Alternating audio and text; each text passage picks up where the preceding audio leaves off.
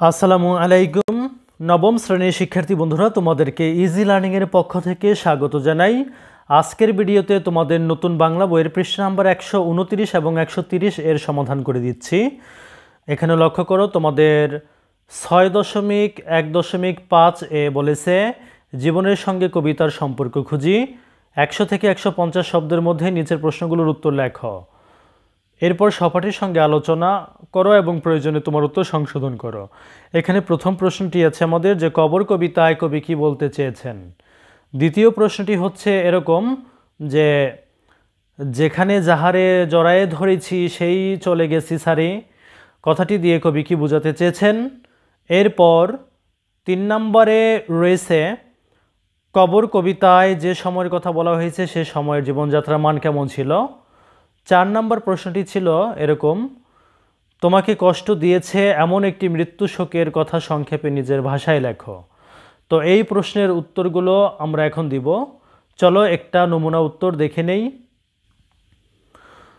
আমরা প্রথম প্রশ্নের উত্তরে লিখেছি, কবর কবিতায় কবি একজন বৃদ্ধ দাদার মাধ্যমে তার নাতির কাছে নিজের স্ত্রী, পুত্র, পুত্রবধূর মৃত্যুর বেদনাদায়ক স্মৃতি তুলে ধরেছেন। কবিতাটিতে বৃদ্ধ দাদা একে একে তার প্রিয়জনদের তথা স্ত্রী, পুত্র এবং পুত্রবধূকে হারানোর করুণ কাহিনী একমাত্র নাতির কাছে দুঃখ ভারাক্রান্ত মন নিয়ে বর্ণনা করেছেন, যা পাঠকদের হৃদয়কে মর্মাহত করে। বৃদ্ধ তার জীবনে যাকেই জড়িয়ে ধরেছেন সেই তাকে ছেড়ে চলে গেছে কবরের অন্ধকার জগতে। কবি এই করুণ ঘটনাগুলোই দাদা ও নাতির মাধ্যমে কবর কবিতায় তুলে ধরেছেন।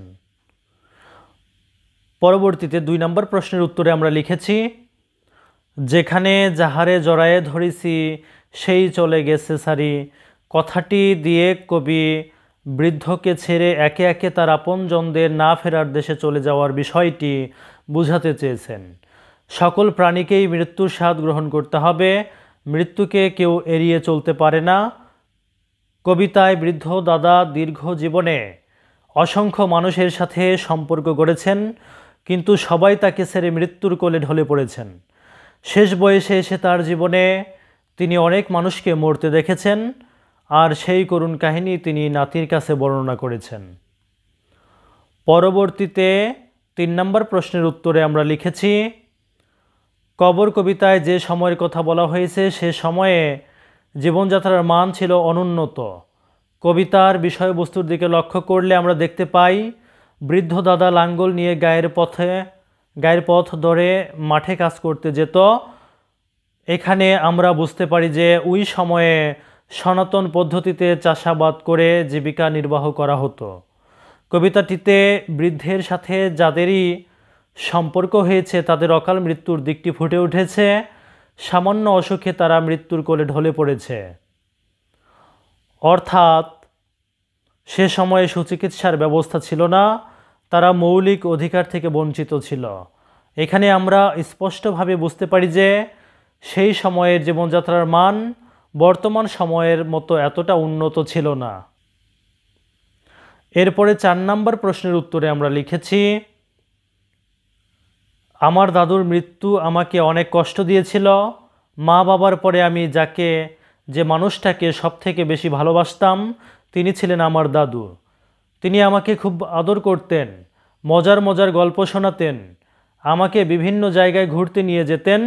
কিন্তু হঠাৎ তিনি একটি দুরারোগ্য রোগে আক্রান্ত হন। ধীরে ধীরে তার শরীরের অবস্থার অবনতি ঘটে। কোনো চিকিৎসাতেই তার রোগটি সারেনি। অবশেষে তিনি আমাদের সবাইকে ছেড়ে পাড়ি জমালেন না ফেরার দেশে। তার সমস্ত স্মৃতিগুলো আমার এখনও চোখে চোখে ভাসে। আমি তাকে খুব মিস করি। তো প্রিয় শিক্ষার্থী বন্ধুরা, যদি ভিডিওটি ভালো লাগে অবশ্যই শেয়ার করে দিবে। ধন্যবাদ সবাইকে সাথে থাকার জন্য।